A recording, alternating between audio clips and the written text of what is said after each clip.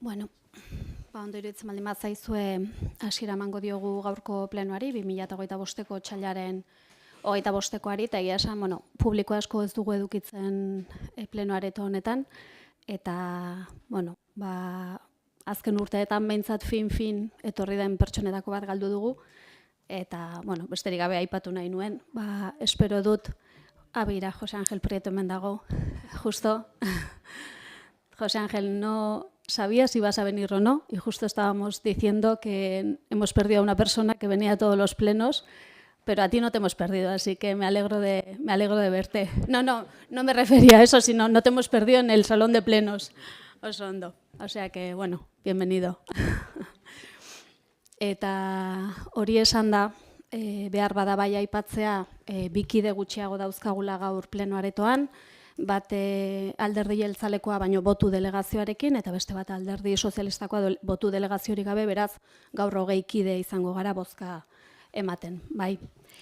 Eta hori esan da, gai zerrendari helduko diogu, eta lehendabiziko puntua hori bezala, 2025ko urtarrilaren 28an, 28ari dagokion ohiko bilkuraren akta onartzea litzateke, eta ez dakit aktaren inguruan alderdiren batek esatekorik daukan, eta bestela onartuta geratzen da. Bigarren puntua hainbat ebazpenen berri ematea da, alkatetzarenak eta zinegotzi ordezkarianak 203. zenbakitik 510. zenbakira, biak barne eta baita tokiko gobernu batzordearenak ere. Ez dakit hauen inguruan, galderarik edo iruzkinik dagoen, ados. Hirugarren puntua berri ematekoa da, 2024ko laugarren hiruhileko udalaren eta menpeko entitateen aurrekontuaren exekuzioa, eta bataz besteko ordainketa epea, hauen inguruan, konforme, eta laugarrena proposamena da 2025ko ordenantza fiskalen bigarren aldaketa. Izenpetu du udaldiruzainak, onartzeko eskumena duen organoa udalbatza aurretik antolaketa batzordearen diktamenarekin. Errenteria musikal erakunde autonomoak naiz udaleko saile ezberdinek euren zerbitzuen inguruko proposamenak egin dituzte.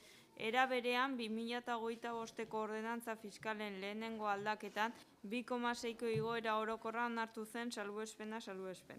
Espedientean udaldiruzainak idazkariak eta kontu hartzaileak aldeko txostenak igorri dituzte. Honela, Ogasuneko zinegotzi delegatuak hurrengo erabaki proposamena aurkezten dio osoko bilkurari. Lehenengoa, onartzea aurkeztutako ordenantza aldaketen hasierako onespena, bigarrena, akordioa jendaurrean jartzea 30 lanegune CP horretan erreklamazio zein iradokizunak egin daitezen, iragarkia udalaren iragarki oholean, web-orrian, Gipuzkoako aldizkari ofizialean eta Gipuzkoako edapenik handienekoa den egunkarietatik gutxienez batean argitaratuko da. Hirugarrena, ordenantza fiskalen aldaketaren inguruko erabakia behin betikoa izango da eta beraz ez da erabaki berriri beharko baldin eta jendaurreko informazioa epea amaitu ondoren ez bada erreklamaziorik jaso. Eta indarrean sartuko da ordenantza aldaketaren testu osoa Gipuzkoako aldizkari ofizialean argitaratu ondoren. Ados, horren inguruan inork zerbait esatekorik. Bozkatzera pasatuko gara beraz, aldeko bozkak, 11 aldeko bozkak, kontrako bozkak, abstentzioak, abstentzioak 9, hori da, gaur 9 abstentzio. Bosgarren puntua kredituak judizioz kanpo aitortzea. Izenpetu du Ogasun delegatuak, onartzeko eskumena duen organoa udalbatza aurretik antolaketa batzordearen diktamenarekin. Guztira, 27.346,46 euroko zenbatekoa dute 2024ko ekitaldian ordaindu gabeko betebehar ekonomikoak eta aurrekontura egoztekoak. Zentzu honetan udal kontu hartzaileak eta idazkaria txostenak igarri dituzte. Hala, Ogasuneko zinegotzi delegatuak erabaki proposamena egin du eta udalbatzarrari proposatzen zaio lehenengoa onartzea, lehenengo eranskinean aipatzen diren kredituen judizioz kanpoko aitortzea guztira 27.346,56 eurokoa 2024 ekitaldiari dagokiona. Bigarrena, 2025ko aurrekontuari egoztea aurrekontu kontu sailen kargura eta bigarren eranskinean zehaztutako zenbatekoaren arabera. Honen inguruan inork zerbait esateko, ados, bozkatu ingo dugu beraz, aldeko bozkak, 11 aldeko bozkak, kontrako bozkak, abstentzioak, 9 abstentzio, onartuta geratzen da. 6. Errenteria eta Lezoko udalerrietako bake epaitegien elkartea sortzea. Izenpetu du idazkari orokorrak, onartzeko eskumena duen organoa udalbatza aurretik antolaketa batzordearen diktamenarekin. Lezoko udaleko osoko bilkura 2024ko azaroaren 28an hartutako akordio bidez, Errenteriako udalari Lezo eta Errenteriako bake epaitegien elkartea sortzeko prozedura hasteko eskatu zion, Eusko Jaurlaritzak egindako gomendioaren harira. Zentzu honetan, bi udaletako teknikariak harremanetan jarri dira eta dagokion espedientea bideratzeko memoria izapidetu dute, zeina proposamen honi doan atxikita.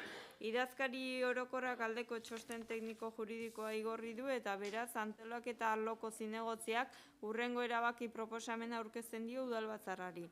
Lehenengoa, onartzea Errenteria eta Lezoko udalerrietako bake epaitegien idazkaritzen elkartea eratzeko espedienteari hasiera ematea. Bigarrena, onartzea espedienteari erantsitako txostenaren edo memoriaren edukia, abenduaren 22ko 211/1988 dekretuko 22 artikuluari jarraiki. Hirugarrena, eskatzea Eusko Jaurlaritzako berdintasun justizia eta gizarte politiketako sailburuari bake epaitegietako idazkaritzen elkarteari esleitzen zaizkion langileen hizkuntza gaitasun egokia izan dezatela zerbitzu egokia eta kalitatezkoa euskaraz emateko eta hala eskaini dezatela. Laugarrena, erabakiaren berri Lezoko udalari jakinaraztea.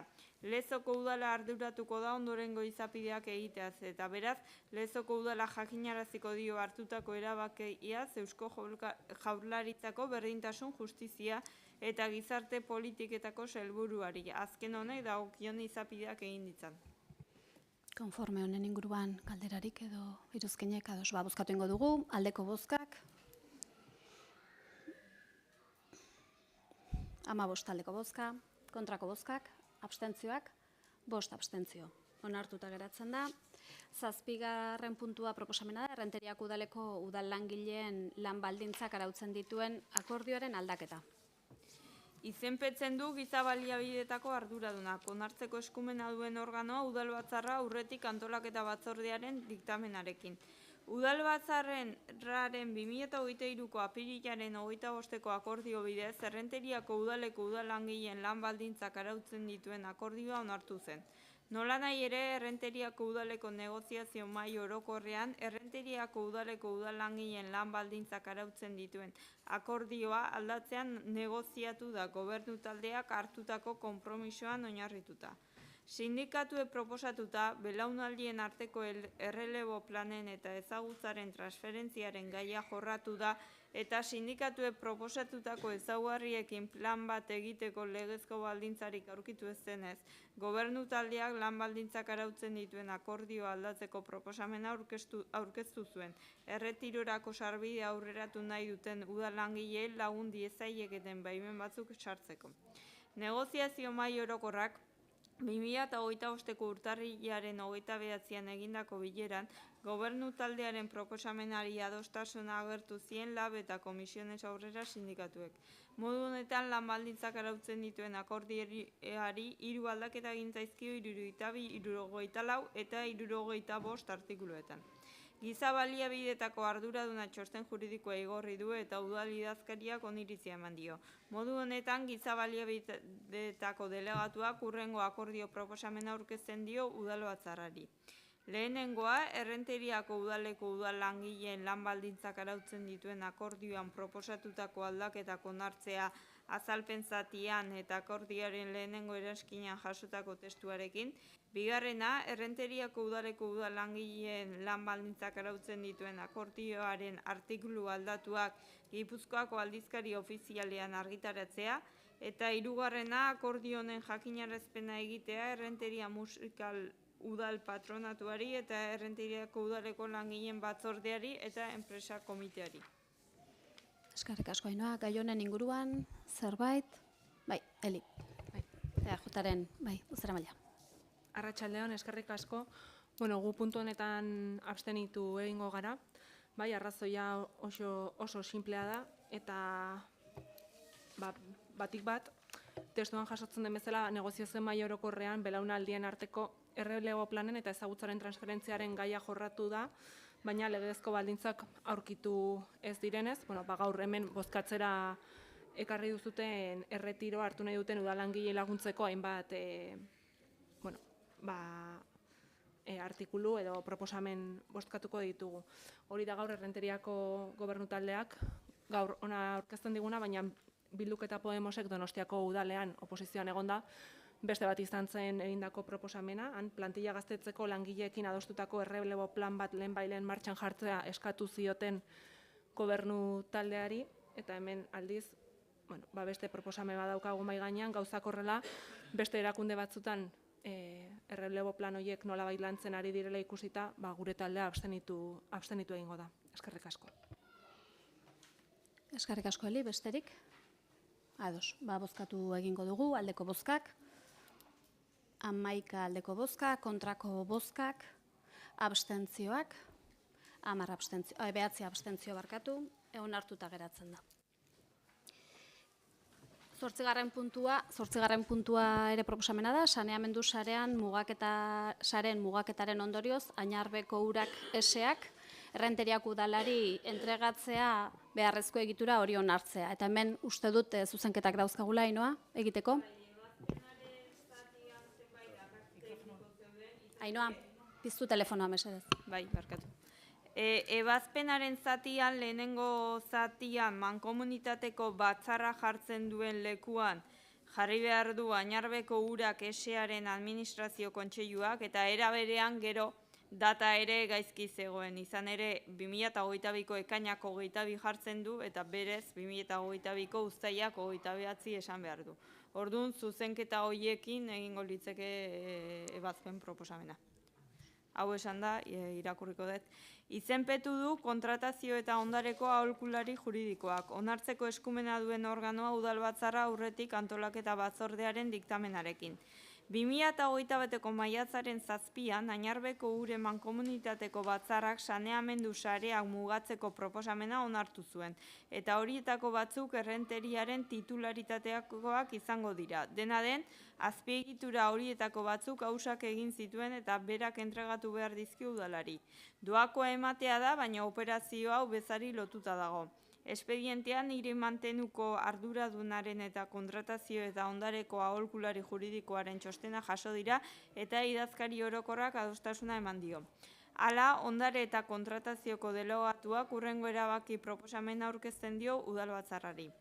Lehenengoa, onartzea Añarbeko urak eseak bere saneamenduko saren azpiegitura eta instalazioak entregatzea Añarbeko urak esearen administrazio kontseiluak 2022ko uztailaren 29an onartutako saneamendu sareen mugaketaren ondorioz.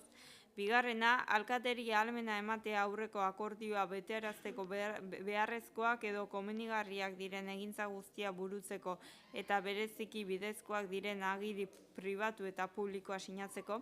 Hirugarrena, Añarbeko urak eseak Errenteriako udalari sareak emateko akta eredua onartzea. Laugarrena, onartutako azpiegitura eta instalazioak herri jabarira eta zerbitzura afektatzea eta Errenteriako udalaren ondasunen inventarioan sartzea. Bosgarrena, erabakiaren berri ematea Añarbeko urak eseari, udal diruzaintzari eta hiri mantenuko departamentuari. Eskerrik asko, Ainoa, honen inguruan, zerbait esateko bozkatu egingo dugu, aldeko bozkak, aho batez onartzen da. Eta 9. puntua aurrekoaren oso antzekoa da, kasu honetan Añarbe mankomunitateak Errenteriako udalari entregatzea beharrezko azpiegiturak hori onartzea. Izenpetu du kontratazio eta ondareko aholkulari juridikoak. Onartzeko eskumena duen organoa udalbatzarra aurretik antolaketa batzordearen diktamenarekin. 2021ko maiatzaren 7an Añarbeko Ure Mankomunitateko batzarrak saneamendu sarea mugatzeko proposamena onartu zuen eta horietako batzuk errenteriaren titularitateko izango dira. Doako ematea da, baina operazioa hau bezari lotuta dago. Espedientean hiri mantenuko arduradunaren eta kontratazio eta ondareko aholkulari juridikoaren txostena jaso dira eta idazkari orokorrak adostasuna eman dio. Hala, ondare eta kontratazioko delegatuak hurrengo erabaki proposamena aurkezten dio udalbatzarrari. Lehenengoa onartzea Añarbeko Ure Mankomunitateak saneamenduko sareen azpiegitura eta instalazioak entregatzea Mankomunitateko batzarrak 2021ko maiatzaren 7an onartutako saneamendu sareen mugaketaren ondorioz. Bigarrena, alkateari ahalmena emate aurreko akordioa betearazteko beharrezkoak edo komunegarriak diren egintza guztia burutzeko eta bereziki bidezkoak diren agiri pribatu eta publikoa sinatzeko. Hirugarrena, Añarbeko Ure Mankomunitateak errenteriako udalari sariak emateko akta eredua onartzea. Laugarrena, onartutako azpiegitura eta instalazioak herri jabarira eta zerbitzura afektatzea eta errenteriako udalaren ondasunen inventarioan sartzea. Bosgarrena, erabakearen berri ematea Añarbeko Ure Mankomunitateari, udal diruzaintzari eta hiri mantenuko Eskerrik asko, Ainhoa. Honen inguruko komentariorik ez badago, bozkatzera pasatuko gara, aldeko bozkak. Aho batez onartzen da.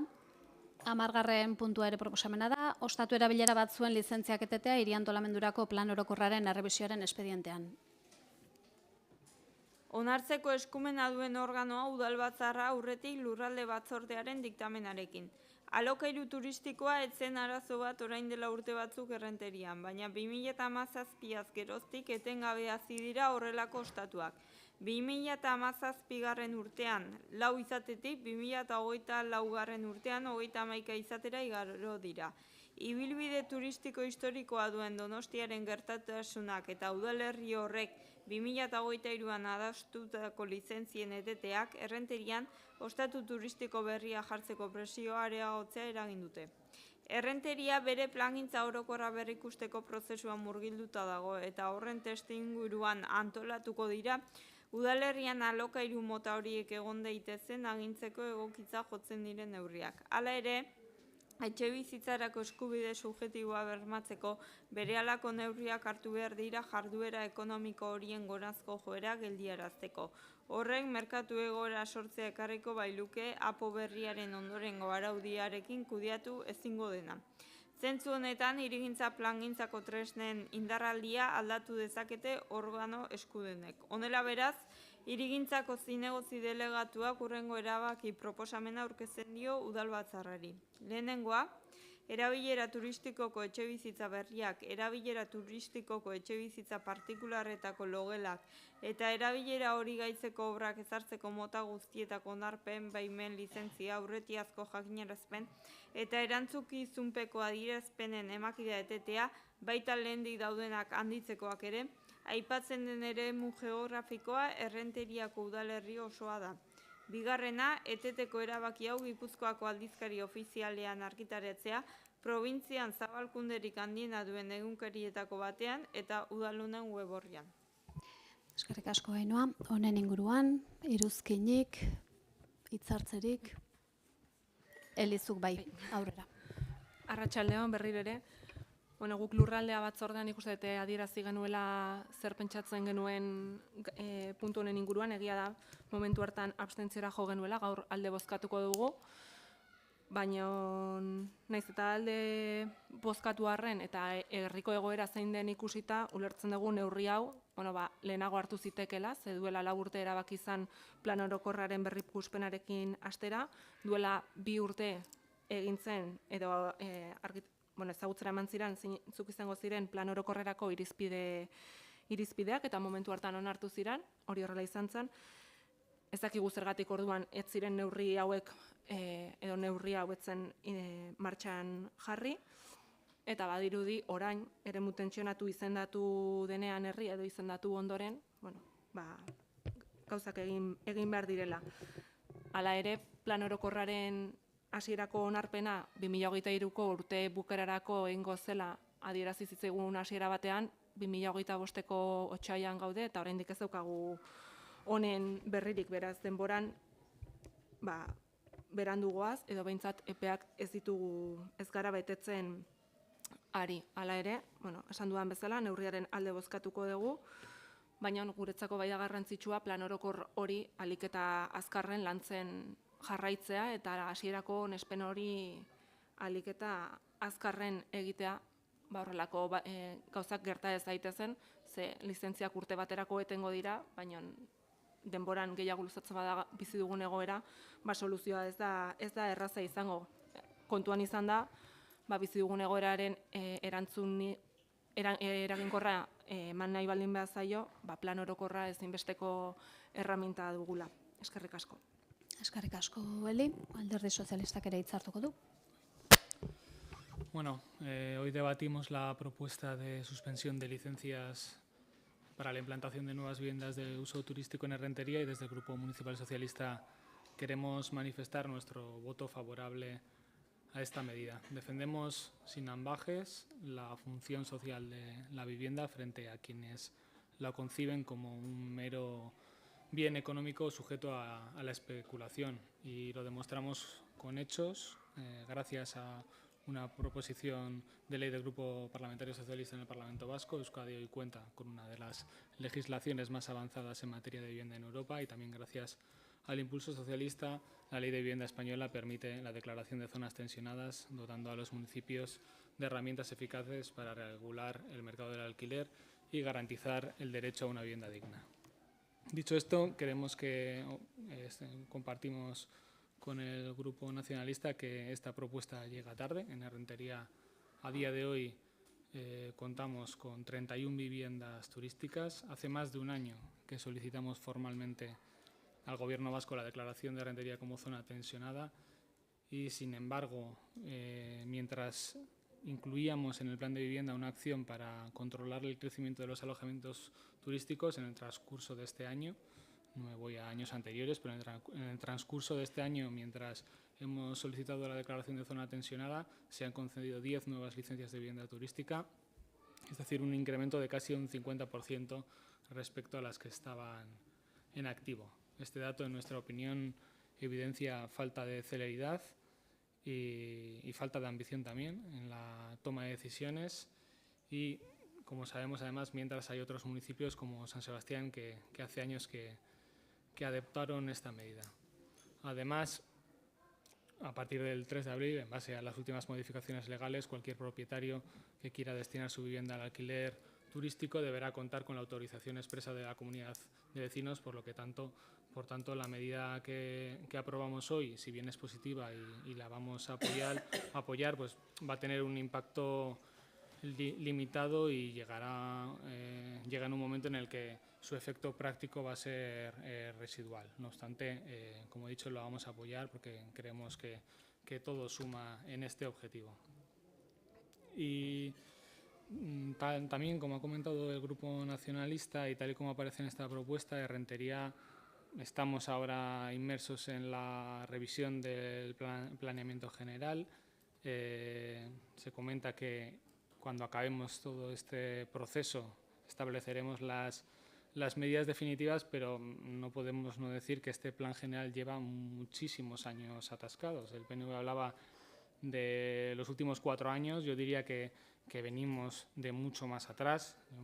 Me gustaría recordar aquí unas palabras que escribió el exalcalde Julen Mendoza en octubre de 2013. Estaba revisando un poco el plan estratégico 2025 que aprobamos en 2013, y Julen decía en la introducción del plan estratégico, el plan estratégico representa el marco de las grandes orientaciones, las líneas maestras que deberán guiar las actuaciones del municipio en los próximos 12 años, para evitar un desarrollo errático y de baja efectividad. Es desde la base de estas orientaciones como se deben definir otros instrumentos de planificación municipal. Este es el caso concreto del Plan General de Ordenación Urbana, que se iniciará en breve, decía en 2013, y que por tanto podrá responder a la estrategia general del municipio. O sea, 12 años después de que el alcalde Mendoza escribiera esto, seguimos sin contar con un plan general actualizado, y esto ha tenido unas consecuencias muy negativas en el municipio, en muchos ámbitos, pero especialmente en lo que tiene que ver con la política de vivienda. Y para terminar, quiero reiterar algo que hemos comentado en muchas ocasiones. La declaración de zona tensionada no es suficiente sin la aplicación de medidas ambiciosas. Mañana tenemos la mesa de vivienda, abordaremos este tema en profundidad, pero insistimos, en nuestra opinión tenemos que ponernos las pilas como ayuntamiento y adoptar medidas ambiciosas para aumentar la oferta de vivienda protegida, para reducir las viviendas vacías y para promover la rehabilitación de edificios en todos los barrios. Eskerrik asko. Eskerrik asko, eta hirigintza zinegotziari emango dio hitza. Bai, arratsaldeon guztiori. Bueno, nik uste dut, orain arte, pisu turistikoena errealitate residuala izan da. Bueno, esan duzue, igual hasi baino lehen posten naiz baita ere, pixkat alderdi beneketzat gehiago gaudeno hemen partekatzen dugula neurri hau interesgarria dela, hori ere pastekoa da. Baina, pixkat ere eta interpelazioan harira sartuko naiz, orain arte esango genuke pisu turistikoaren errealitate residuala izan dela, eta batez ere azken urtean eskaeraren igoera bat nabaritu dugu, nik uste dut orain Isakak esaten duen bezala. Eta, gu baita ere, eremu tensionatuen, nolabait izendatzeko herrian ingenun etxebizitza udal plana, eta hor ere, jasota dago, behatuko dugula baita ere tendentzia horiek, eta hori egon geha egiten, batez ere, Donostian hartuzun baita ere neurriak, duela urtebete, 2023, nik uste dut martxoan nengo duela urtebete, uste dugula urte bat eta gero, efektibamente, etxebizitza kopuru horiek handitu direla, nolabait etxebizitza turistikoak. Aldi berean ere, nabaritu dugula bizilagun komunitateak eta administratzaileek egindako kontsultak eta eskaerak ugaritu egin dira etxebizitza turistikoa mugatzeko, baita ere azken urteak, eta horrek ere ematen digu neurria gaiak sortzen duen kezkaren adierazgarria delako. Azken batean, jarduera ekonomiko horiek benetan bizitegi erabilera izan dezaketen etxebizitzak kentzen dituzte. Plan orokorren berrikusparen prozesuak alojamendu turistiko edapena geldiarazteko aukera eskaintzen du. Beraz, gu legeak albitzen dizkigun tresnak erabiltzea interesgarria ikusten dugu, eta horrela prozaten dugu pleno hontan. Beste hainbat udalerri ere egin duten bezala, esapatu dugu baita ere Donostia, Zarautz, Zumaian, bai, nago ados, plan orokor berriak ere erregulazio eraginkorra izateko beharrezkoa neurriak proposatuko ditu, eta denbora ere edukiko dugu eztabaidatzeko, baina, baita ere, esan nahi dut baita ere, egitea plan orokorra, normalean olako prozeduraren orokorrean, dira 7-8 urte, hasi ginen berarekin 2019an, eta uste dugu ere egitea plan orokorra ondo errealista eta egingarria, denbora behar dela, eta hortan gaude, eta jarraitu behar dugula, baina aldi beren ere izan behar dela alik eta realisteena, ere bai.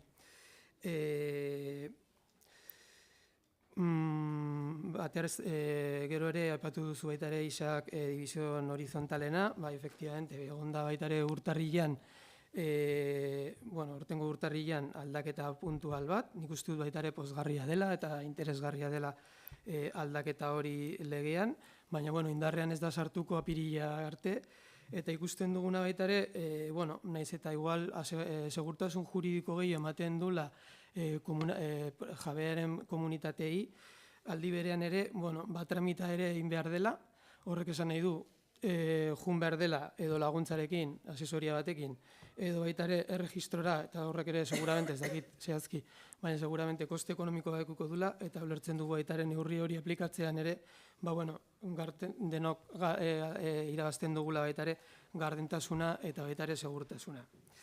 Eta bukatzea, azken finean, urratxonekin etxebizitza oinarrizko funtzioa babestu nahi dugu, eta gehitzen da etxebizitza udalplanaren bidez eta eremu tentsionatu deklarazioaren bidez egiten ari garen alegiarekin.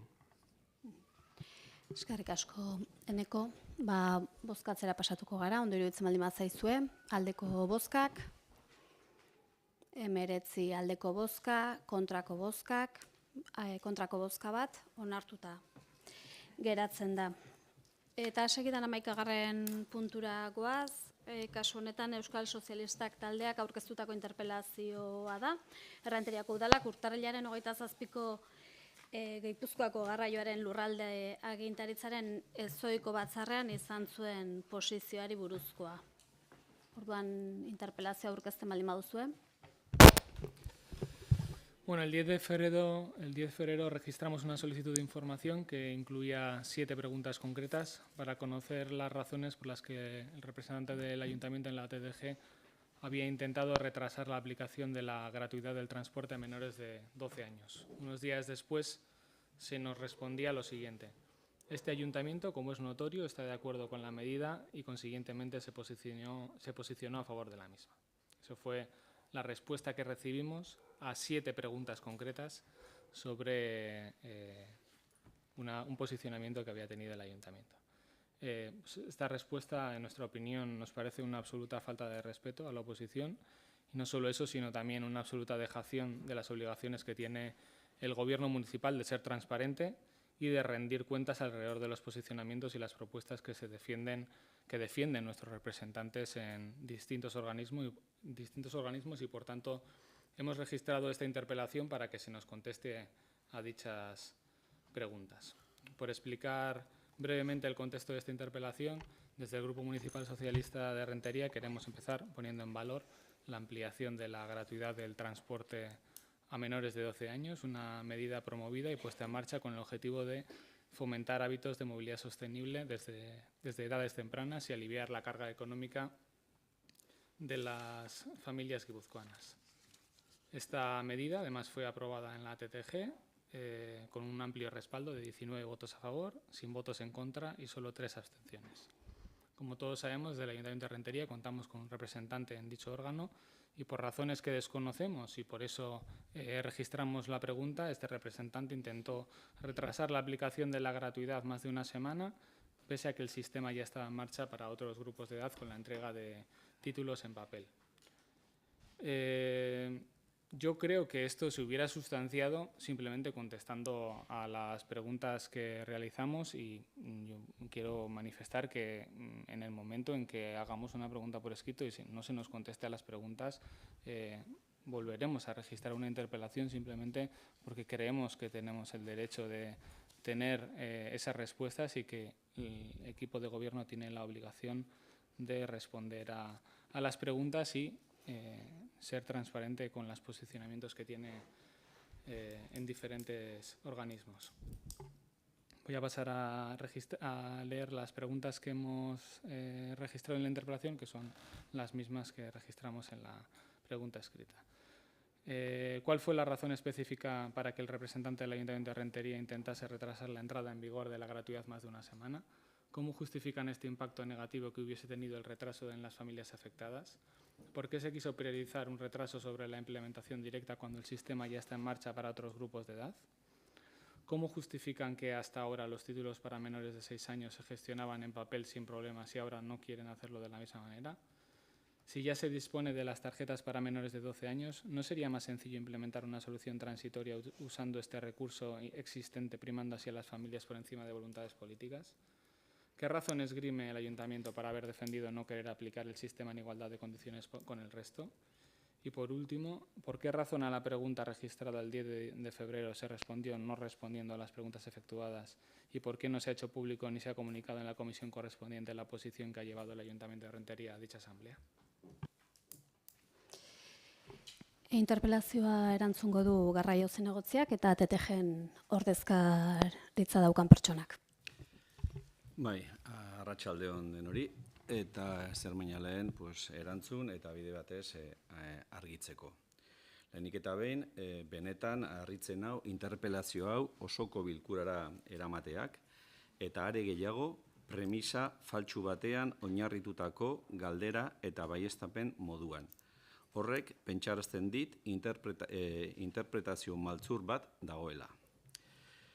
Renteriako udaleko ordezkariak neurri hori ezartzearen alde egin zuen 2025ko urtarrilaren 21ko ITG batzordean lehen batzordetik. ITG batzordea tarifak eta bar aipatzen dituen batzorde espezifikoak. eta aho batez erabaki zen neurri hori otsaileko lehen asterako esartzea. Bilera horretan geunden ordezkari guztion aldeko bozkarekin. Ondoren, Gipuzkoako garraioaren lurralde agintaritzan, ezoiko bilera egin zen urtarrilaren 27an. Alde bakarretik, inorekin kontsultatu gabe eta bertaratutako inork bere proposamenaren berri izan gabe, Azahara Dominguezek, mugikortasun diputatua eta ITG bileran egon etzena, urtarrilaren 30ean esartzea proposatu zuen. Horrek eztabaida eragin zuen bi gaien inguruan. Bat, ITGen ezarritako akordioa aldatzen da. Eta bigarrenik, urtarrilaren 30ean aplikatzen bazan, Donostiako udalak adierazten zuen, egun horretan iristeko ezintasun materiala zuela. Eta aurreko bileran adostutako konpromisoa zein zen gogoratu zuen, barkatu. Errenteriako ordezkariak, kasu honetan ineuk, jarrerak hurbildu nahian eta erabakia aho batezkoa izan zedin, lehen etxiz, ITGren akordioak aurretik zioen bezala eta ikusirik Donostiak azaldutako zailtasunak eta ez borondate faltagatik, irizpide hori defendatu zuen.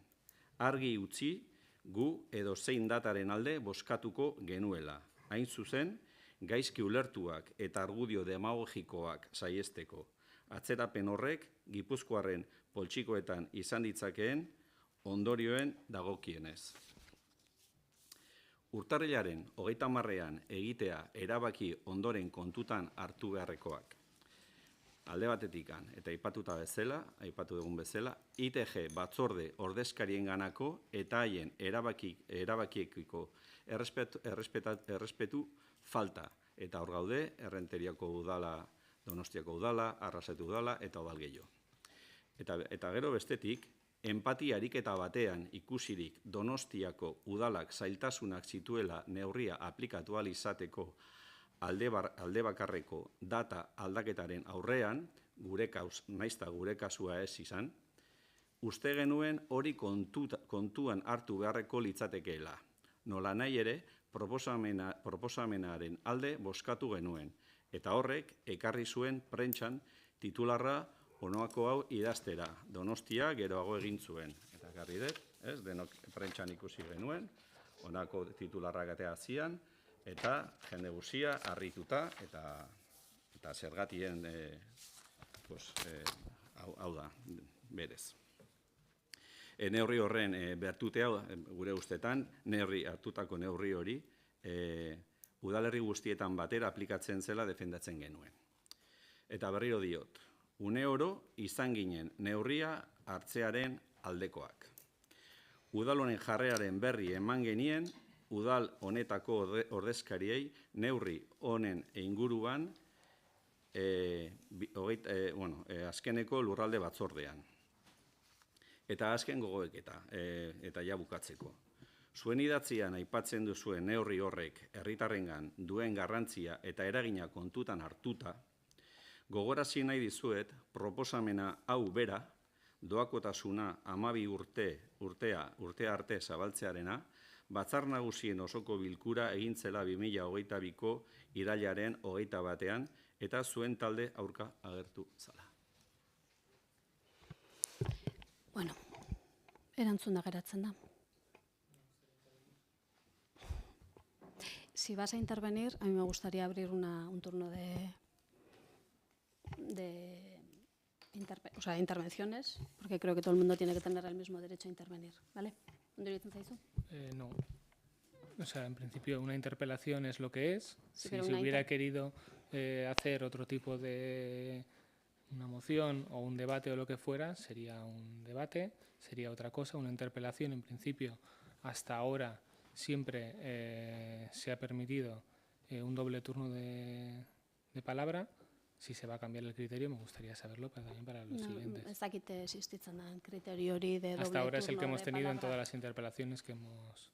Ez dakit, egia esan. Neri ez zaizkit tokatu izan.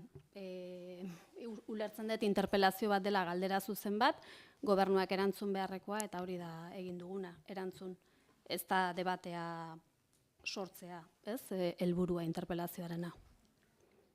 Hasta ahora, en todas las interpelaciones que ha habido, en todas, han sido 3 o 4, siempre ha habido un doble turno de intervención.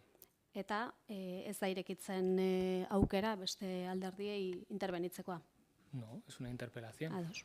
O sea, digo, Idazkariari ondo iruditzen baldin bazaio, nik ez daukatela gozpenik.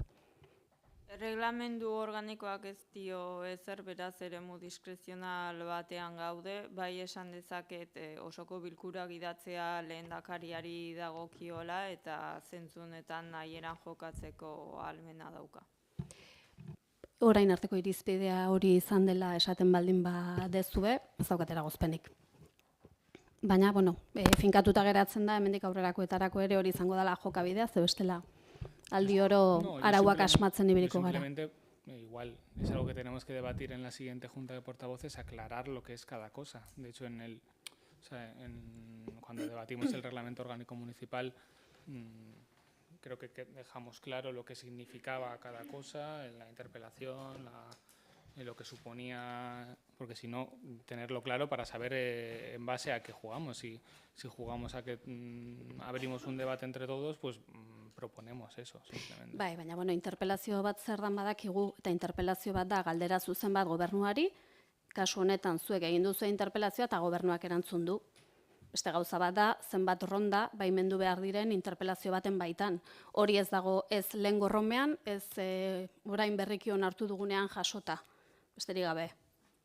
Erabakitzen baldin badugu hemen, bi erronda eukiko ditugula interpelazio bat dagoenean, eta horrela egin izan dela historikoki, ontzat emango dugu, baina ez dago jasota. Ez lehen gorromean, ez da oraingoan ere. Naiz eta interpelazio bat zer dan denok oso ondo ulertzen dugun. Dala galdera bat gobernuari, eta gobernuak erantzun behar du zein dan, kasu honetan bere jokabide edo posizioaren inguruko arrazoiketa, eta hori da egin duguna. No voy a intervenir, pero sí que dejar claro que no tener muy claro cuál es, porque hasta ahora lo teníamos muy claro, lo que era una interpelación, y cuando hemos tenido una interpelación sobre un tema de la cubierta de fondería o las que ha habido, teníamos muy claro cuál era la forma de... Neri ez zait interpelaziorik tokatu, Isak? Lehenengo aldia da interpelazio bat plenoan tokatzen zaidana. Horregatik diot, nik ez daukadala zenbat erronda... ¿Es la primera vez que hay una interpelación interpelazioa? en el pleno? Bai, nik esango nuke baietz. Esango nuke baietz, baina bueno. Ya está. Vale. Esango nuke lehendabiziko interpelazioa dela, niri tokatu zaidana. Lo hablaremos en Junta de Portavoces, pero yo he debatido con Leire una interpelación con doble intervención. Pero bueno. Dena den, ez daukat, esan nahi dut, hori izango baldin bada, gure artean adosten dugun jardun bidea, ondo iruditzen zait, Vale, que no tengo... Lo hablamos en Junta de Portavoces y aclaramos los temas porque tampoco, no es normal que una cosa que teníamos claro y que hasta ahora en las interpelaciones que hemos tenido, y aseguro al 100%, ya lo miraremos más adelante, más o menos teníamos acordado una forma de cómo tenía que ser una interpelación, pero bueno, ya está. No. Yo, para aclarar, en algún momento sí que hemos hablado todos los portavoces, y la interpelación que yo interpuse, que luego retiré, incluso Isaac dijo que no había propuesta de poder debatirla. Eso es lo que, en principio, lo que a mí se me trasladó. Bueno, bakarrik esan nahi dudana da, nik neronek ez dudala gogoratzen interpelazioak tokatu izan zaizkidanik, eta beraz nik ez daukat nolabait bagaje bat esateko nola egin izan dugun, besterik gabe. Baina finkatu, gaur izan daiteke eguna hori finkatzekoa, eta esaten baldin badegu interpelazio bat dagoenean bi turno egongo direla, eta turno horiek izango direla interpelazioa aurkeztu dituenarenak, hemendik aurrera horrela finkatuta geratzen da. para aclarar, ¿eh? Osa, nik ez dut partaidetza mugatu nahi, nahi dudana da, bueno, marko bat ezarri. Sobre las piscinas de fandería y hay una interpelación sobre la recogida selectiva. 2 interpelaciones, aquí las tengo, ¿eh? Yo creo que no es el sitio para hablar de cómo... Bai, pleno, bai, en abril, claro que sí. Bueno, pozten naiz bakarrean naizelako akordatzen ez dana, porque, claro, baina, bueno. Aizpea?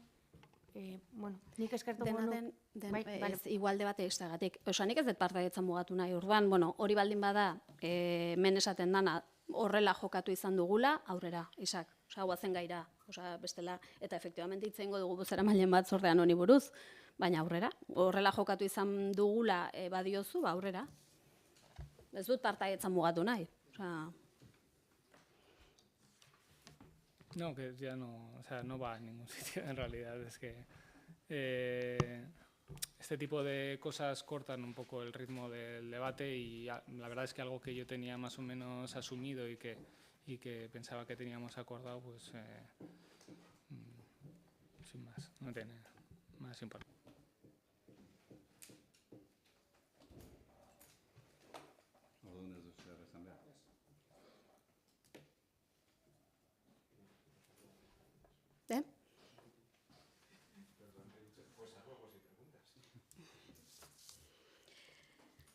Bueno, esandakoa, interpelazioa zan 11. puntua, 12. puntua galdera erantzunena da, norbaitek dauka galdera erantzunik, osa galderarik egiteko, bai. Sí, Hay dos bueno, preguntas, Isaac, ¿has levantado la mano? Ah, vale. Lo ocurrido este fin de semana, pues bueno, nos ha dejado al pueblo de Rentería bastante polarizado, se queda corto, pero es que la violencia que se ha visto, no física, pero sí verbal, contra un grupo de personas que tienen toda su legitimidad de poder expresarse, pues tampoco es lo que tiene que ser. Tampoco, o sea, es que no podemos dar esa imagen. Y bueno, yo tenía 2 preguntas. ¿Qué acciones tiene este equipo de gobierno para evitar en el futuro este tipo de agresiones verbales a la ciudadanía o aparte de la gente que viene de fuera para, pues como cualquier acto político en cualquier sitio? Y si tiene este equipo de gobierno intención directa, de disculparse públicamente de lo que ha pasado, de esta gente radical. Gracias. Bueno, Antonio, o sea, yo creo que hay que poner en valor que precisamente en este municipio se hizo un intento porque, bueno, pues ese día, efectivamente, al margen de la visita que tuviésemos, bueno, pues se les hiciese el vacío y no se participase o no se cayese en provocaciones de ningún tipo. Creo que hubo una iniciativa popular muy interesante que invitaba a no estar presentes el sábado. Creo que también fue una iniciativa muy interesante que todos los grupos políticos de este ayuntamiento fuésemos capaces de aprobar una declaración institucional donde efectivamente también invitábamos a la ciudadanía a que ese día, bueno, pues les hiciésemos el vacío, y creo que la mayoría de la gente y la mayoría de la población de este municipio, bueno, pues participó de ese espíritu y de esa intencionalidad. Efectivamente, hubo un grupo pequeño de personas que decidieron, bueno, ese día comportarse de otra manera, pero en cualquier caso, a mí sí que me gustaría señalar que al margen de que estuviesen bueno, pues, participando, digamos, de una acción de protesta, bueno, fue una acción de protesta pacífica, y creo que también es un tipo de protesta que es legítima, ¿no? Y en ese sentido, bueno, yo creo que no pasó nada de lo que nos tuviésemos que, de lo que nos podríamos haber arrepentido. O sea, quiero decir que la cosa fue, bueno, pues efectivamente hubo protesta, pero fue pacífica. Y yo, al margen de eso, Antonio, o sea, creo que ha sido peor el acoso y derribo que has tenido que soportar tú en redes sociales, señalándote con nombres y apellidos y con foto tuya incluida. O sea, me parece bastante peor. Y sí que me parece denunciable, sinceramente, Antonio. Pero por lo demás creo que hicimos un intento muy serio como municipio, bueno, pues por mostrar nuestro rechazo, pero de manera pacífica, y yo creo que tenemos que ponerlo en valor, sinceramente.